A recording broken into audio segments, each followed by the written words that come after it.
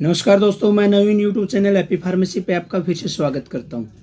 तो दोस्तों, आज की वीडियो में बात करने वाले हैं प्लेट काउंट के बारे में। तो दोस्तों, आपने अक्सर सुना होगा कि लोगों की आपके घर में या किसी परिवार में या आपके आस पड़ोस में आपने सुना होगा कि उस बंदे की प्लेट डाउन हो गई या उसकी प्लेट डाउन हो गई, उस लेडीज की प्लेट डाउन हो गई, आप बोल सकते किसी की प्लेट डाउन हो गई। तो ये प्लेट डाउन आखिरकार किस वजह से होती है, इसका क्या रीजन है, वह खाने पीने में क्या क्या दे सकते हैं, वह इसका ट्रीटमेंट क्या है, इसी के बारे में बात करने वाले। तो दोस्तों, बने रहिए वीडियो के साथ। तो दोस्तों, सबसे पहले बात कर ले कि प्लेट डाउन आखिरकार होती कैसे है। तो दोस्तों, इसके बहुत से रीजन है। हो सकता है कि किसी पेशेंट को डेंगू फीवर हुआ है, यानी बहुत दिन से उसको डेंगू बुखार चल रही है, तो उस वजह से डेंगू फीवर में प्लेट डाउन चली जाती है, यानी प्लेट डाउन कम हो जाती है। प्लेट का जो नॉर्मल लेवल होता है ह्यूमन बॉडी का, यानी 1.5 लाख से 4.5 लाख के बीच में होता है, वो डाउन चला जाता है, यानी 1.5 लाख से कम आ जाती हैं। या हो सकता है कि कोई पेशेंट लगातार जैसे अल्कोहल वगैरह का सेवन कर रहा हो, यानी कि शराबी पेशेंट हो या कोई ज़्यादा शराब इंटेक करता हो, ज़्यादा शराब पीता हो, उस वजह से भी ये रीज़न हो सकता है। या साथ दोस्तों हो सकता है कि चिकनगुनिया हो, यानी चिकनगुनिया एक बीमारी होती है जिसका आपको नॉर्मली पता ही है। अगर पता नहीं है तो आप कमेंट में बता दें, हम नेक्स्ट वीडियो में आपको बता देंगे चिकनगुनिया क्या होता है। ये भी एक इसका रीज़न हो सकता है। अब बात कर ले दोस्तों, सबसे पहले नॉर्मली कि इसमें खाने पीने का क्या कुछ देना चाहिए।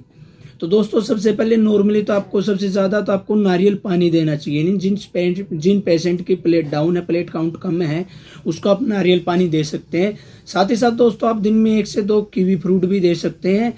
अगर कीवी फ्रूट के साथ साथ दोस्तों आप टमाटर वगैरह भी दे सकते हैं। पपीता यानी पपाया है, जो पपीता बोलते हैं आप नॉर्मली, वो आप दिन में खा सकते हैं, नमक वगैरह लगा के, कोई दिक्कत नहीं, कैसे भी आप खा सकते हैं। साथ ही साथ दोस्तों, आप जितना उसके उतना खीरा खाएं, यानी खीरा भी आप इसमें खा सकते हैं। सबसे ज़रूरी दोस्तों, इसमें आपको बकरी का दूध लेना होता है, यानी दिन में आपसे 2 टाइम तो आपको बकरी का दूध, 250 ग्राम बकरी का दूध आपको दिन में 2 टाइम तो लेना ही है। साथ ही साथ दोस्तों, आप देसी गाय का दूध भी ले सकते हैं, यानी जो देसी गाय है उसका दूध अगर आपको मिल जाता तो आप वो भी ले सकते हैं।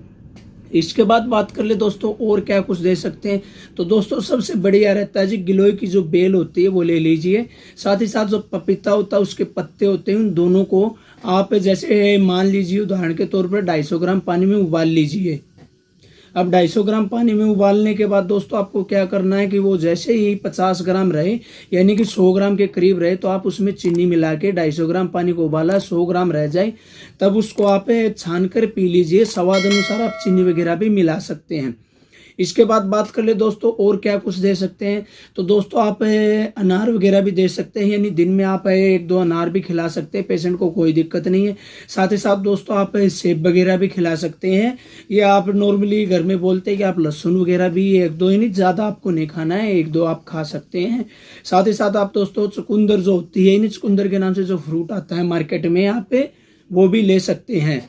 अब इसके बाद बात कर ले दोस्तों कि इसके ट्रीटमेंट की, नहीं एलोपैथिक ट्रीटमेंट में हम क्या क्या दे सकते हैं, हॉस्पिटल में कौन कौन से इंजेक्शन लगाते हैं, कौन कौन से इंजेक्शन देते हैं।